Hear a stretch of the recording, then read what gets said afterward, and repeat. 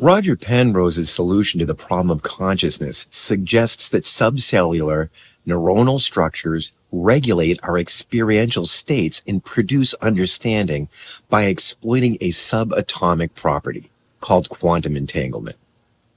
Quantum entanglement is an extremely well-verified property of subatomic matter.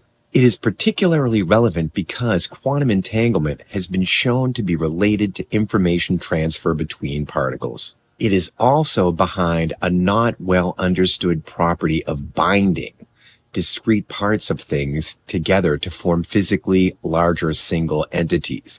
For example, when quarks are subsumed into protons, or protons and electrons are subsumed into atoms, or even atoms into molecules.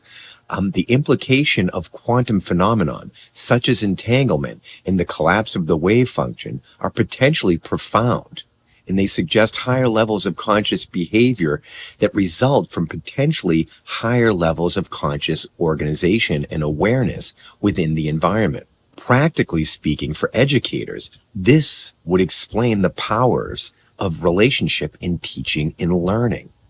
It would provide a physical explanation for why it is so important for learners and teachers to work to forge a deep relationship between each other, their environment, and the concepts that they are attempting to understand. The impact of this conflict on educational pedagogy is subtle but real.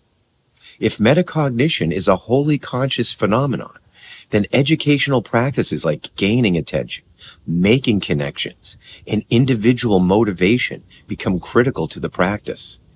Inversely, if metacognition is an emergent phenomenon that follows a pattern, one which brings consciousness together out of the subconscious and from environmental components, then educational practices like routine, exposure, and the manner of presentation may become most important.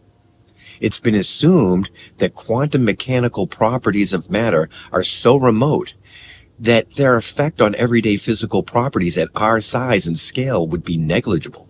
Max Tegmark proposed that the mathematics of quantum mechanics seems to indicate that the insides of living cells are too wet, warm, and noisy to produce useful quantum collapses like those proposed by Penrose.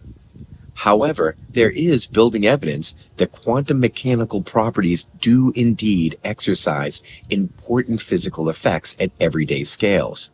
For example, our sun's most important quality, which nurtures all life on this earth, its ability to radiate heat and light, is the result of a macro expression of a quantum phenomenon called quantum tunneling.